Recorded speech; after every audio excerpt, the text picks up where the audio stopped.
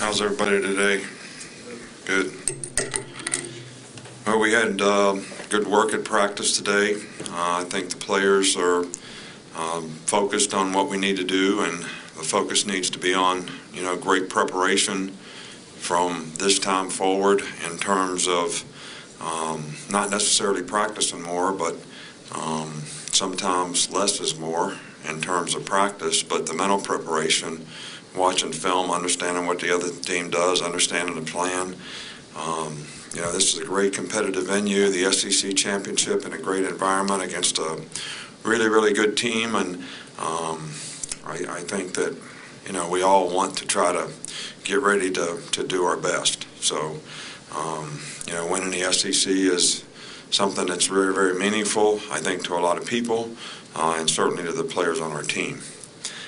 Before you ask me about Terrell Lewis, this is just the next phase of his rehab.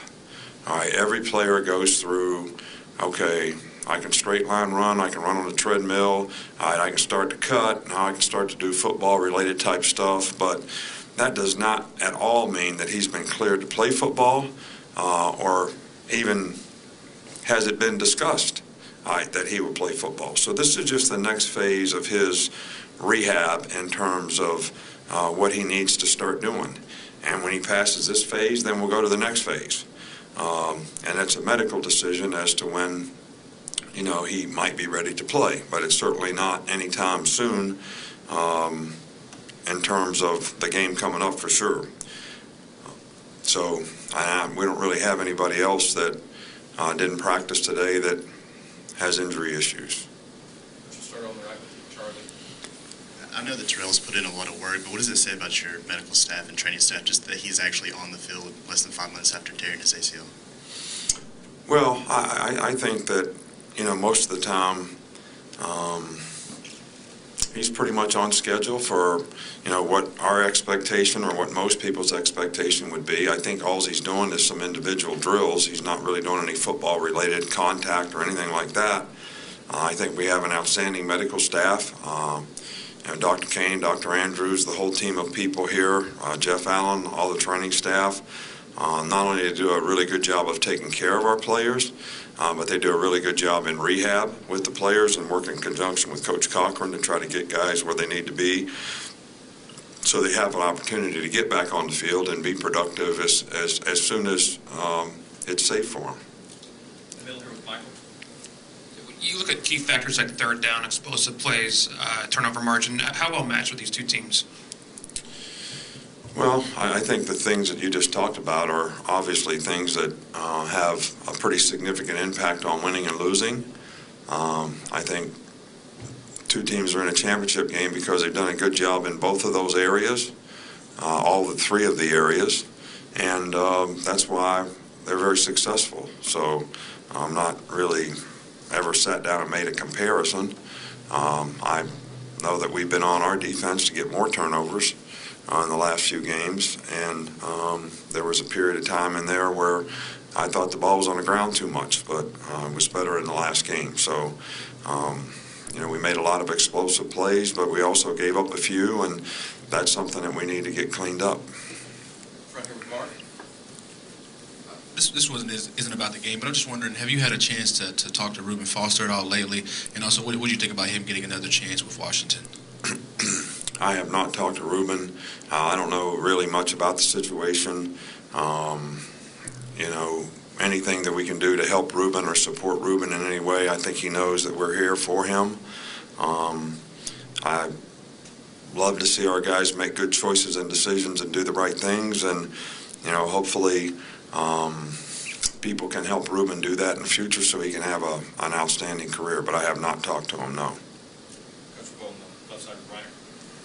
How much has the catapult system affected and changed your thinking as far as scaling back practices, and also how has it also been implemented in changing the prescribed timetables from recoveries from injuries, say like the Terrell Lewis injury? I really don't know the scientific answer to the rehab part of it, but we have always monitored sort of how our players are going when it comes to explosive movements, individually, collectively, by position, and then overall as a team. And, that sort of tells me that we need to cut back, we need to do more, we need to condition more if it's not going in the right direction in the other way. So, we do use that information to try to figure out how can we adapt the workload to get the players as ready physically and mentally to play the game. I think sometimes at this point in the year, players probably get as much mentally tired, and I know people don't think that that's possible, that your brain can get tired, but I do think that it gets a little harder sometimes for you to focus on what's happening in a meeting, what a new game plan is, what the other team does. So there's also that aspect to it too, where you have to keep yourself fresh, because sometimes what you think, the longest becomes the strongest, and you got to choose to do the things you need to do to be able to be at your best. Back over here with Tony. What have you seen from Keaton Anderson during his time here? Just kind of taking on a selfless role, and then how confident are you that he could be able to step in at safety this week? Well, he did a nice job for us in the last game when he had to go in the game, and Keaton's one of those guys that he's a great student. He's a tremendous character, really good person, good leader. He's been a core special teams guy for us for several years now, and just continue to work and work and work to where he's in a position now where he has a chance to be successful playing the safety position, which I thought he did a good job in the last game, and I think he's capable of doing a good job in the game coming up as well. Two more, we'll finish up. Alex. Yeah, we've seen some moments on the sidelines between you and Tua. This last game you went in for a fist bump and he gave you a hug. Moments like that. How much do you credit the lightness, the fun this team seems to be having with his personality out there, just what he does on the field? Well, you love to see the players have fun, and I know that they're pretty serious a lot of the time in terms of what they need to do to play at a high level. I don't think